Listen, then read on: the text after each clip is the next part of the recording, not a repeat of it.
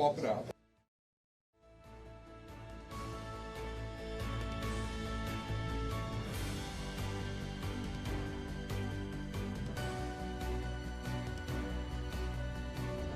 Back from commercial break right now. The audience has been so good about being quiet. As we continue, we want to talk about the drought more and climate change, with Oregon State researchers saying there's evidence of drought over the past 20 years and no sign of it slowing. There's also concern here in Central Oregon for those who rely on wells for their water. Owners this year report at least 30 running dry in the Upper Deschutes Basin. Oregon's Water Rescue Commission is considering a plan to deny permits for new wells where water has been overly appropriated. Viewer Kate Fitzpatrick asks, what will you do to manage water as a resource? And we start with Christine Drazen. Yeah, this is critically important to families across our state. If the well goes dry, then you're no longer able to remain in your home, and it's a safety issue as well as other concerns. We had the opportunity in a recent legislative session to engage immediately when we saw drought conditions, particularly in Southern Oregon and the Klamath area. And the Speaker of the House held that drought funding hostage until we could come in for a special session to advance the eviction moratorium issue. They needed that support to respond to wells that had run dry in the summer when we knew the problem had happened. And instead, that money was held back until we came into a special session in December. We can't politicize this issue. We need to recognize that families need help, people need help now, and to put families in a position where they are held hostage for larger political issues is unconscionable. All right, Betsy Johnson. Thank you very much. We have water problems all over the state, and they are not all of a similar nature. I represented coastal Tillamook County. Their water problems are not Klamath's water problems, are not Umatillo's water problems. I was down in the Klamath Basin talking to farmers and producers down there. That is an existential crisis. I believe that the best solutions come locally. We need to have the humility to listen to local farmers and producers, as I did in Umatilla County when I was asked by a colleague to come over and participate in the Umatilla Basin Sequestration Project. There, they listened to the locals who described the problem, postulated a solution, sat down and negotiated with the sovereign tribes, the environmental community, the farmers. The farmers put huge financial liens on their property in order to develop a solution. The state needs to be a reliable partner. We have to have an agency that functions, not the mess that we've got in water resources right now. And we've got to recognize that some of these huge mitigation projects will go over many years, and the state has to be a reliable partner in funding those. If we expect people to collaborate, we expect a rainbow at the end, which means funding to do the project. I believe water will be a top priority, the top natural resource issue for me as our next governor.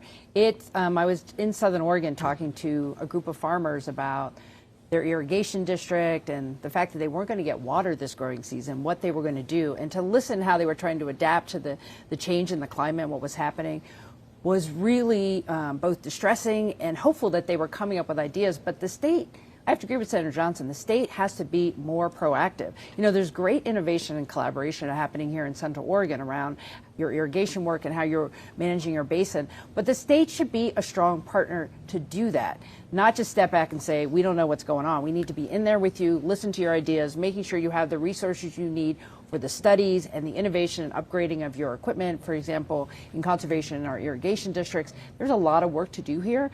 And as governor, making it a top priority, working with our agencies, but more importantly, working alongside local communities to solve the issue. Rebuttal, Christine? Yeah, I just want to mention that all of what you just heard was a lot of campaigning. Because the reality for what will happen for water users, if Tina Kotek has the opportunity to be governor, is that they won't see water. And there will be more regulation. And there will be less water for people to grow crops. There will be less water to go around. And you cannot underestimate how critical water is across our state. To the point that Senator Johnson made, we need water to be approached differently in all local regions. You won't get that out of Speaker Kotek. This is why we need an independent governor who can bring the sides together and actually have a conversation about what are practicable solutions. Here in Central Oregon, and I grew up in Redmond, I'm well aware of the challenges for water here, none the least of which is oversubscription of water. We've got to have some tough conversations about how many more straws we can put in the aquifer before we run some of those aquifers dry. We need a functioning agency. We've got to use innovation, and we've got to leave the dams alone. It'll drive energy prices and costs for everybody.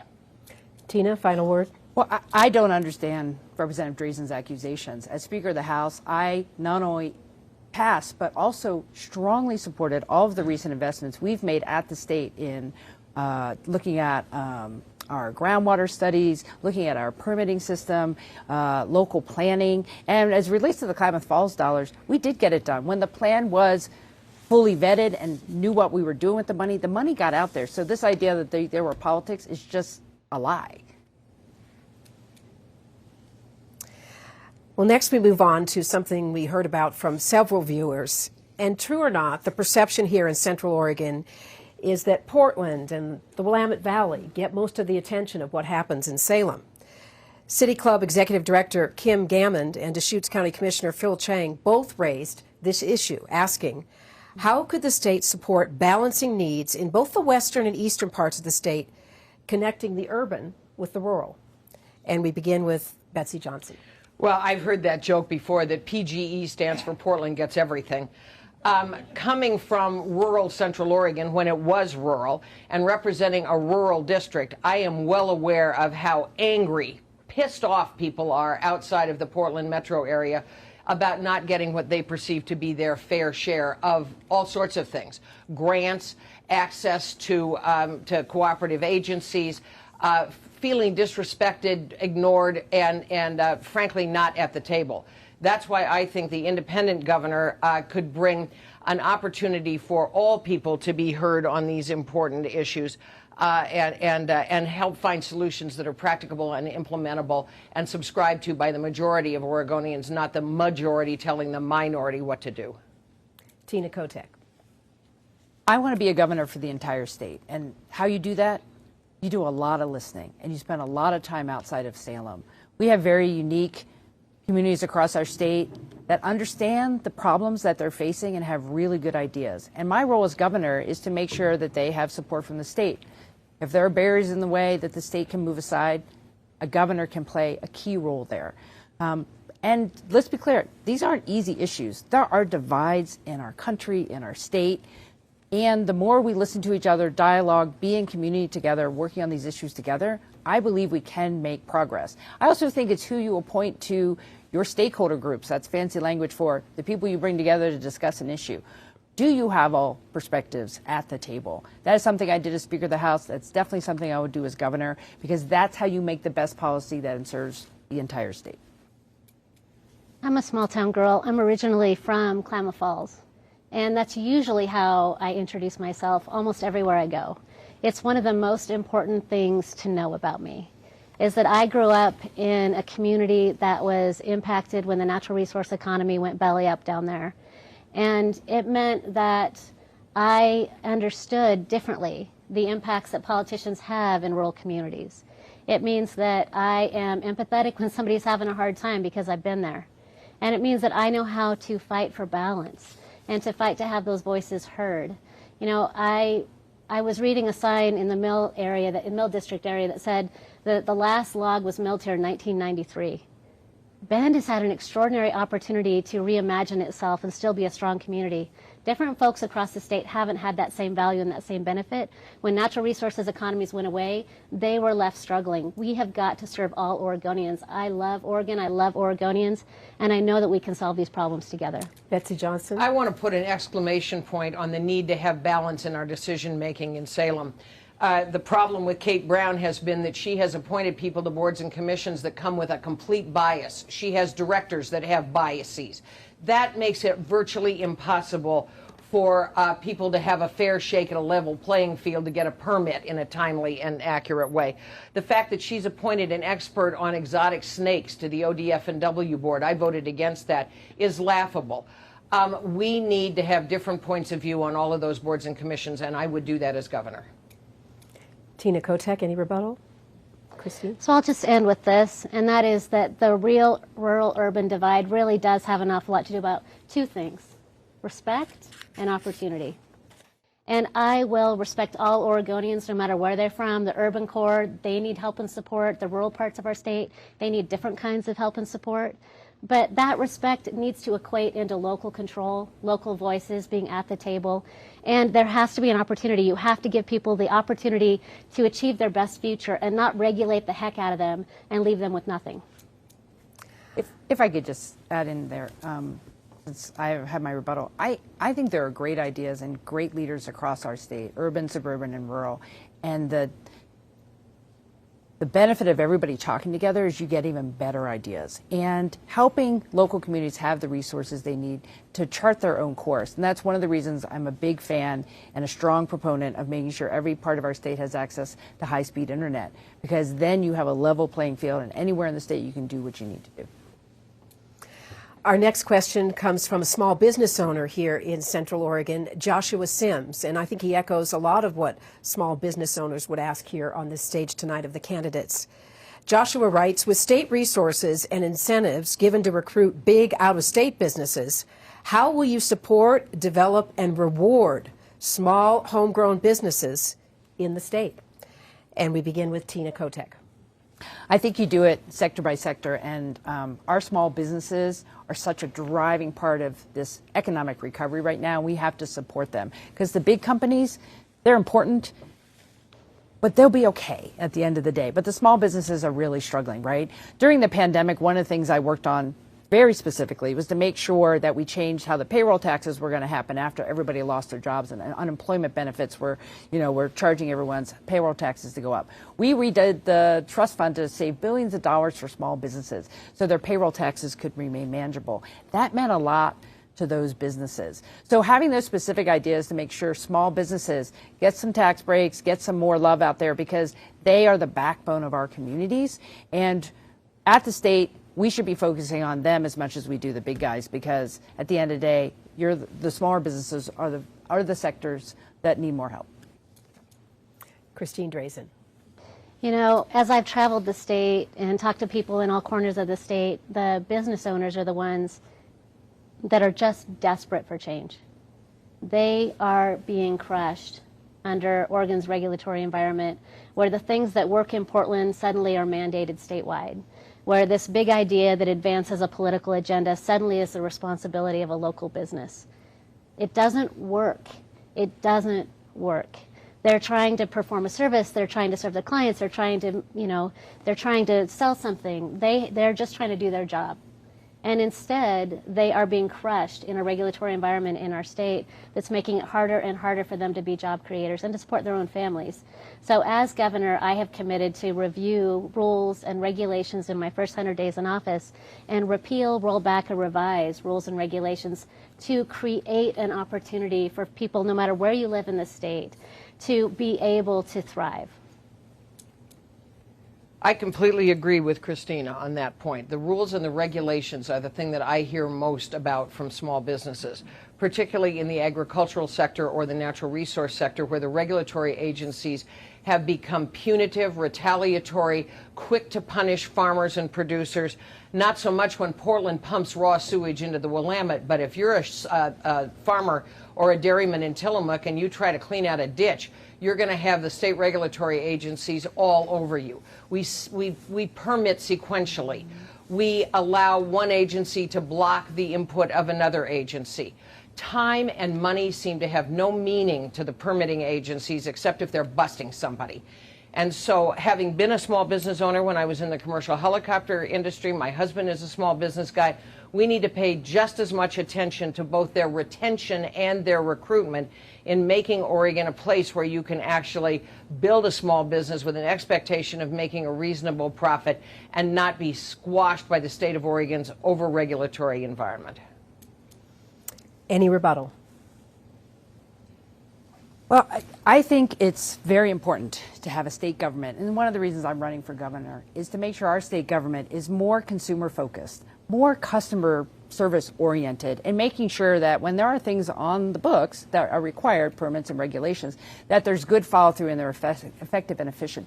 But I would ask that you ask Senator Johnson and Representative Drazen which regulations they don't like. Is that paid sick leave? Is that equal pay for equal work? I would really ask what regulations they think aren't working, because they have voted against some things that are very important for Oregonians that large business groups didn't like. So we should ask that question. Would you like to take that question up? Well, I want to take up several things that she said. One of them I want to take up is answer the damn phone. In our last appearance together, we had a conversation about why Intel left the state and took a big piece of their business with them. I spoke to the manager of the Intel plant in Hillsborough, and he said one of the reasons was the state was so unresponsive. And so off they went. They needed a little bit of additional land next to their Ronler Acre campus, and we never answered the phone or helped them. That is terribly embarrassing. And the regulations that I've consistently voted against are the ones that do it to Oregonians, not with Oregonians. For example, cleaning a ditch in Tillamook County so that cows aren't up to their tummies in mud. Christine Drazen? I was just going to say, Tina had me at customer service oriented, and then she lost me at what could you possibly not want, what could you possibly want to change? Here's the thing. She doesn't want to change anything. She wants her regulatory environment to remain the same. She wants Oregon to be the same and stay on the same track. I think it's really important to know that we are talking about a dramatic difference of philosophical approaches here. I really want to serve Oregonians. I want to make life better for Oregonians. And the regulations that I will change are the ones that after review we determine don't serve Oregonians. Let's stay with the economy and move to high tech, which was mentioned here, but we'd like to expand on it. Adam Kranicki from the OSU Cascades Lab of Innovation asked us to talk about just that, innovation. And he's joined by a number of Oregon State University alums who are specifically asking about the Semiconductor Competitiveness Task Force and what you'll do to support high-tech research and development across the state. Christine, we begin with you. Yeah, I agree with Senator Johnson on the issue of Intel. It's stunning to me that our leadership would not have pursued Intel's expansion within the state of Oregon. When it comes to the task force and supporting the high-tech industry, they are a critical industry in our state, and I will do everything in my power to continue to support them and continue to expand and grow that sector. But what was interesting to me about the task force response was the issues that they flagged that they needed help on are issues that all businesses need help on. They said our tax environment is crushing. They said the regulatory environment is uncertain. They had, their challenges are challenges faced by all businesses. So my approach to this is help high tech, yes, and also help businesses across our state to ensure that we stand with and support job creators, which creates the opportunity for families to be more stable and to support our state as a whole. One of my proudest accomplishments in the legislature was the formation of OMIC, the Oregon Innovation Manufacturing Center. OSU is a partner there, and one of your fine engineering professors, Dr. John Parmigiani, is an integral part of OMIC. OMIC is designed to do R&D in the innovation space in order to make airplanes fly lighter, faster, greener.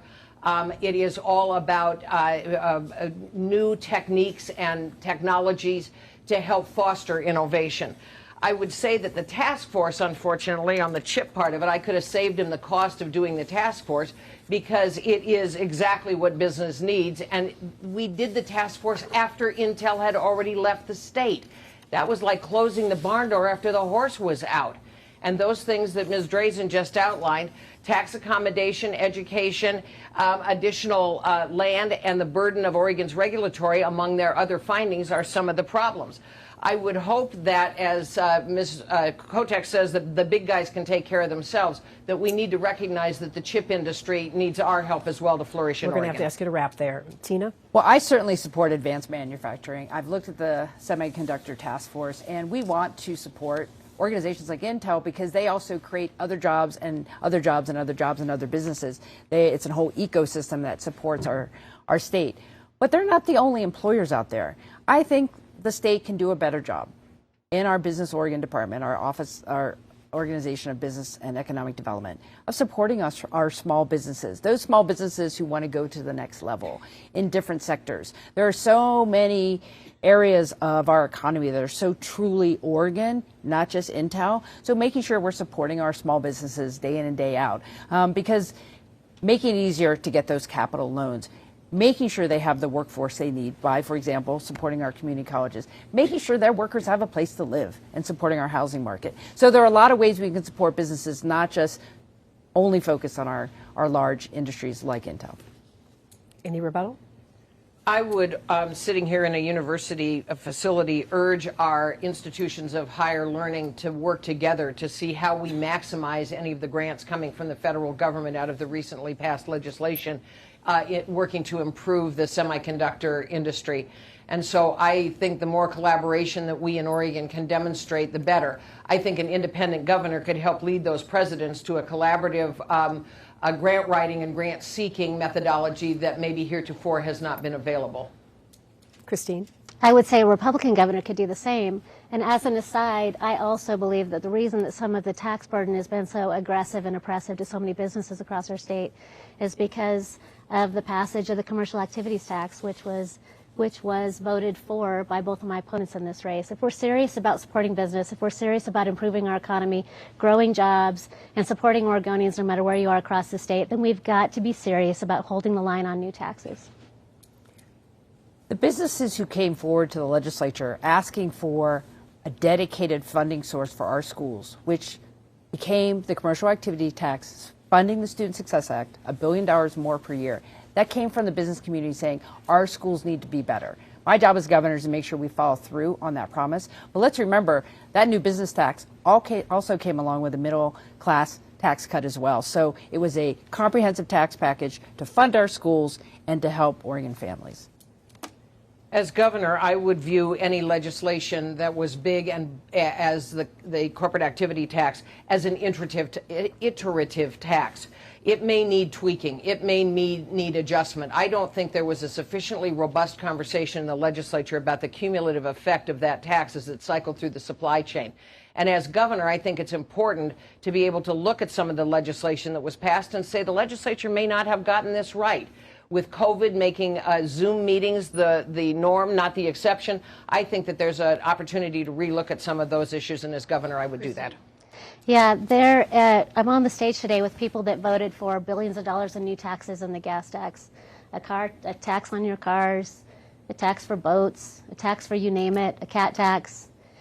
People that are on the stage with me today voted to keep your kicker. Like, there is no end to how much you can grow government if you're just determined to do it.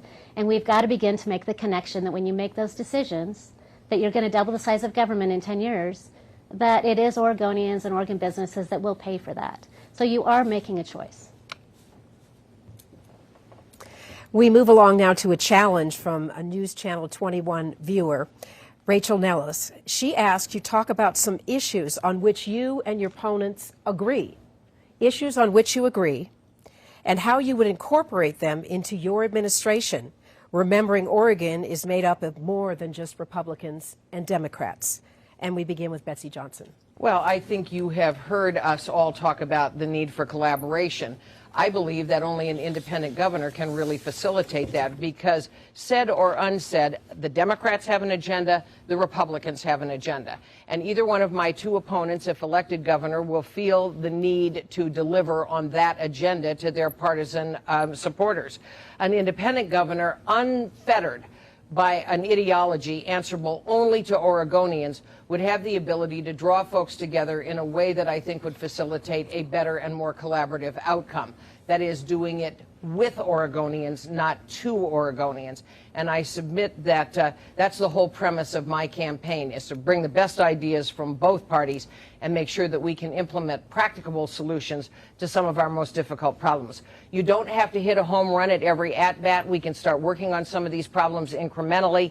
I think you have heard from all of us collaboration. I would submit that an independent governor with no agenda, beholden to nobody, is the right person to lead that effort. Tina Kotek. Well, I think what we've seen today, and I appreciate the question, Rachel, is we have a lot of agreement here on both the challenges and opportunities. You know, we all talked about the need for higher education, for example, and our desire to help grow the state economically in every corner of our state, and that's important. I think what's really key now is not who can agree on what the problems are or where we might find agreement, but who has the best ability to do the job as our next governor. I was Speaker of the Oregon House for 9 years. I had to work across the aisle every day to make sure every one of my colleagues in the House could be successful in their districts, working hard to bridge differences, bringing people together to solve problems. And frankly, that's what we need to do now over the next 4 years. And as governor, I'm going to get into the details. I'm going to work hard with people and get stuff done because that's the only reason I'm in this. I'm here for the people to solve problems, and that's why I'm running. What's interesting to me about these ongoing conversations is, as the House Republican leader, I couldn't do anything without working across party lines. That's the only way anything got done. So it wasn't a hobby for me. It wasn't an aside. It wasn't something that I did electively because I chose an issue that I might be able to work with someone on. I supported my caucus members. I supported Oregonians across our entire state in that capacity by bringing the voices forward that were frankly crushed out by single party control. And this is the work. This is the work, and I have been doing that work to reach across the aisle proactively, to reach across the aisle out of necessity, and frankly to reach across the aisle to stand up for people that for far too long have been left behind. We agree that homelessness is a challenge. I agree with the Speaker. We would approach it differently. And certainly there are other categories that we could agree on, which as we work through the legislative process together during COVID, there were lots and lots and lots of unanimous bills during that process. But that's the work, is to reach across the aisle, and as House Republican leader, that's what I did. Any rebuttal? As a House Republican leader, Representative Drazen walked Republicans out the door instead of taking on the biggest issue of our existential time, which is climate change. And I just have to say, Senator Johnson even admitted in an Oregonian article that she can't speak to one large piece of legislation that she's moved forward in the state. This is about bold leadership right now. And frankly, I'm not seeing that from my opponents, but you can look at my track record. I know how to do this work, and I want to do it for you. Betsy, and I feel compelled to respond to that. Some of the big, bold legislation that Tina championed would have broken the back of rural Oregon. I take great pride in the fact that my accomplishments mean serving my constituents, being on their side when the state of Oregon pushed them down and crushed them down. One of my strongest accomplishments was being an advocate for the people that I was honored to represent. So not everybody has to have huge signature pieces of legislation, many of which, most of which, almost all of which were controversial. I think it's plenty good to go and serve Oregonians without signature pieces of legislation. Final word, Christine? Yeah, it's like we were living two different lives when I was House Minority Leader and Tina was the Speaker. I was standing up for Oregonians. You know why we had to walk out over cap and trade? Because, in fact, their approach to it harmed people. It advanced a political agenda while it harmed Oregonians. Everyday working Oregonians across our state were not good enough to be accommodated in that legislation. And it required that we made a big, bold, very difficult, controversial decision to stop the process, to stop a bad piece of legislation from moving. We'll continue on this theme of unity, and this is our final question of the night. And it came into News Channel 21 from an educator, a teacher, concerned about students and trust in government and what the future will hold if we don't rebuild that trust. And my mind goes to the students here in the room from this campus, OSU Cascades. A couple volunteering to be our timekeepers tonight. They're engaged in the process. But many students aren't. So how do we go about re-engaging students in the political process and rebuild trust? Tina Kotek. It's a really great question. I'm really proud to have a group of young people on my campaign called Teens for Tina. I had a high school student who said, we want to volunteer for you. What they said they're looking for in their next governor and in their leaders across the board are people who listen to them, listen to what they care about, and actually take action. And when I sit and talk with these young people, they're so inspiring. They care about climate change. They want to have a planet for themselves and their kids to still be here. They care about gun violence. They are so tired of feeling scared at school. They want to make sure young women are horrified that they don't have potentially the right to choose in our country about what they do with their bodies. They want leaders today to stand up for the things they care about, and I'm just inspired by them. It motivates me to listen to our young people who are that generation that will keep us going forward, and we just need to listen to them and work with them to solve problems. Christine Drazen. I have three teens in my house. Well, one's not a teen anymore. And I can tell you that they are tired of being scared. Their leaders for too long have told them they have to be afraid of everything. They have to be afraid of COVID. They have to be afraid of climate. They have to be afraid of their neighbors. They have to be afraid of what they might say or do. Leaders for far too long are leading with fear. And that is the wrong way to approach the next generation. The next generation has big ideas, and they want a future for themselves. And we have got to engage them where they are. We've got to recognize that they deserve to be heard. And the future does not exist without them. And we need to recognize that they matter, and they should not be scared by their leaders. But far too often, that's what's been happening. Betsy Johnson. When 18% of Oregonians, only 18% think we're headed in the right direction, and 8 counties have actually voted to leave the Oregon family, we know that we're doing something very, very wrong. And I think part of the acid drip on students' confidence in government is watching the two partisan parties, the Republicans and the Democrats, hammer at each other and see who can score up the most wins on their ideological scorecard. That's the call for a nonpartisan governor, a non-affiliated governor beholden to no ideology, no agenda, not having to deliver to their partisan supporters. I think that that's the best way to lead Oregon out of the trouble that we're in right now. And when I went through the list of bipartisan support that I've gotten from Oregonians who have served in government, that ought to be a clear signal to Oregon voters that those people that know the process now know that it's broken and believe that the only way to change Oregon is a people's governor, not beholden to any political party or ideology. Because of time constraints, we're going to have to forgo rebuttal on that question and move to our closing remarks. We're going to continue in the same order. So that would put Christine Drazen first with her closing remark. You have 90 seconds. Thank you. It's been a privilege to be here tonight to have this conversation that's so critical to the future of our state. As I traveled the state and I talked to Oregonians in every corner of our state, men, women, business owners, families, they shared with me their hopes and their dreams and their fears and their frustrations. And their stories, I am now the keeper of their stories. And I am here to serve their future and their needs. I'm running for governor to lead our state in a new direction because that is what they have asked for. They have asked for change. I could not agree more that we have an opportunity to solve these big problems if we choose change. I started off this conversation asking Oregonians, how do you feel about the way that things are going? Is your family better off today than it was 4 or 8 years ago? Make no mistake, my opponents on this stage represent the status quo. There is no greater partisans, no greater insiders than the people on the stage with me today. Moving ahead, if you like the direction of our state, you have 2 great choices in either one of these women. But if you want change, if you want a new direction, if you want durable solutions to actually solving the problems that we face as a state, then we've got to do something different than what we have been doing. We need to work together. We need to work together to choose change. And I'm asking for you to join me.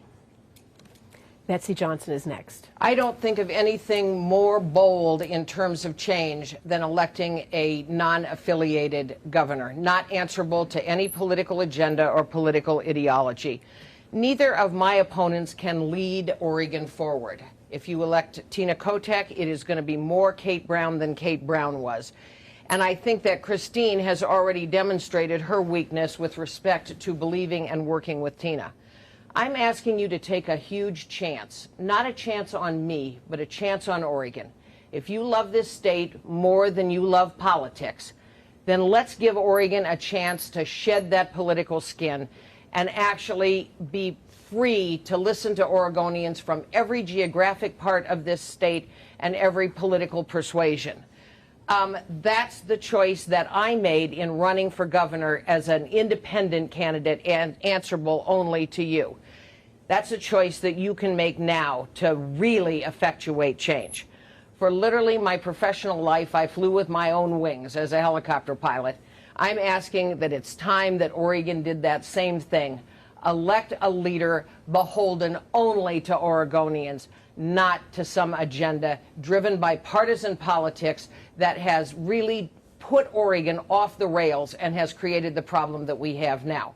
I made most of my close in my last comments talking about the counties that want to leave our Oregon family, the percentage of people that think we're headed the wrong direction. That's the call for a non-affiliated governor. And with that, we move to Tina Kotek for the final closing. And thank you for the opportunity to be here tonight. It's been a wonderful discussion.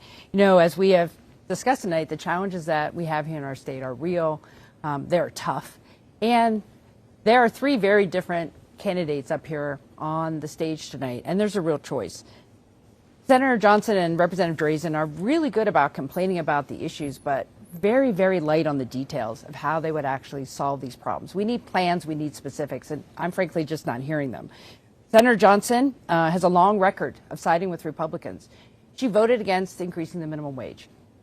She voted against paid sick leave for all Oregonians.